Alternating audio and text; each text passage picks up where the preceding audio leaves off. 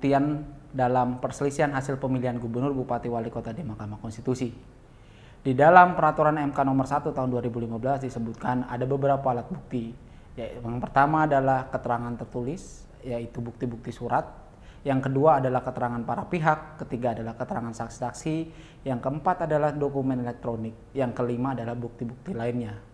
Bukti-bukti tersebut menurut peraturan Mahkamah Konstitusi nomor 1 tahun 2015 disebutkan bahwa bukti-bukti tersebut harus didapat secara sah, keabsahannya harus ditentukan terlebih dahulu oleh Mahkamah Konstitusi dan dapat dipertanggungjawabkan. Apa kriteria suatu bukti dapat dipertanggungjawabkan di Mahkamah Konstitusi? Yang pertama adalah bukti-bukti tersebut diperoleh dari instansi yang berwenang, yakni dari penyelenggara pemilu. Suatu dokumen berupa berita acara maupun formulir sertifikat, baik itu ketika pemungutan penghitungan suara maupun rekapitulasi, harus ditandatangani oleh penyelenggara pemilu sesuai tingkatan. Dalam hal ini misalkan bukti C1 itu harus ditandatangani oleh KPPS di mana pemungutan dan penghitungan suara dilakukan. Bukti-bukti tersebut di dalam peraturan KPU tentang pemungutan dan penghitungan suara disebutkan bahwa bukti-bukti tersebut harus juga ditandatangani dan distempel basah oleh KPPS setempat. Bukti-bukti tersebut nanti akan menjadi sangat penting ketika pembuktian di Mahkamah Konstitusi, di mana karena Mahkamah Konstitusi sejak awal sudah menegaskan diri sebagai mahkamah kalkulator, maka Mahkamah Konstitusi hanya akan memeriksa mengenai perolehan suara dari pasangan calon. Titik rawan kecurangan dalam pemungutan penghitungan rekapitulasi perolehan suara sebenarnya sudah dimulai ketika proses pergerakan kotak suara dari tingkat TPS menuju PPK dan ketika rekapitulasi di PPK. Pada penelitian yang pernah dilakukan sebelumnya antara kurun waktu Pilkada 2010-2013, kecurangan di tingkat PPK itu dimulainya terjadinya penggelembungan suara. Misalkan saya contohkan di sini, suara pasangan calon A itu misalkan memperoleh 2.000 suara di beberapa TPS di suatu desa, ini bisa saja akan terjadi penggelembungan suara atau pengurangan suara calon tertentu di tingkat PPK. Penggelembungan suara ini memiliki tiga aspek sanksi administratif. Yang pertama adalah terhadap penyelenggaranya dia bisa dilakukan proses hukum melalui proses pidana pemilu.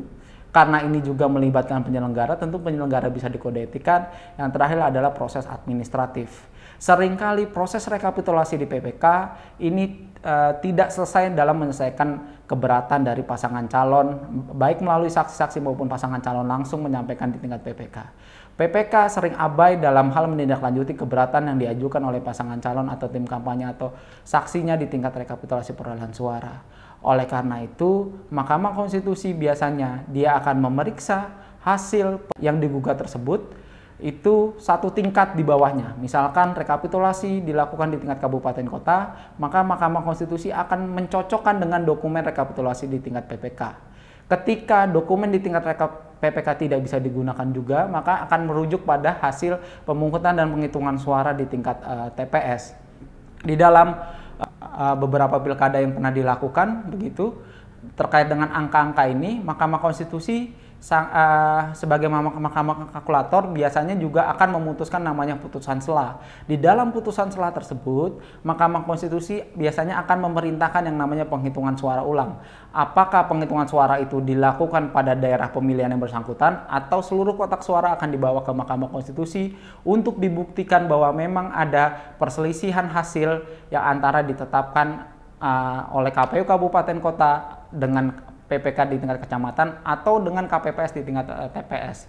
Di dalam hal ini, MK akan memerintahkan membuka kotak, melihat dokumen-dokumen yang ada di dalam, apakah bisa digunakan keabsahannya untuk dilakukan penghitungan suara ulang. Apabila tidak dapat dipertanggungjawabkan keabsahannya, maka MK akan memerintahkan pemungutan suara ulang. Sudah banyak terjadi penghitungan suara ulang berdasarkan pilkada dilakukan. Di beberapa daerah, misalkan saya sebut saja Kabupaten Morotai, di dalam pemilu kada sebelumnya, itu terjadi penggelembungan suara di tingkat kabupaten kota yang hasilnya berbeda dengan hasil rekap di tingkat kecamatan. Pada saat itu, Mahkamah Konstitusi menghitung kembali perolehan suara yang sebenarnya dan didapatkan hasil bahwa memang telah terjadi penggelembungan suara.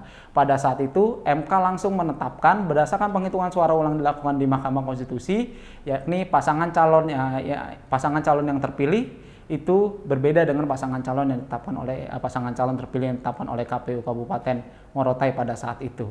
Jadi kalau misalkan pembuktian terkait dengan perolehan angka-angka ini harus memang dari pemohonnya harus memang mempunyai data yang valid mengenai penghitungan suara di tingkat TPS, penghitungan di tingkat rekapitulasi, dan penghitungan di tingkat kabupaten kota.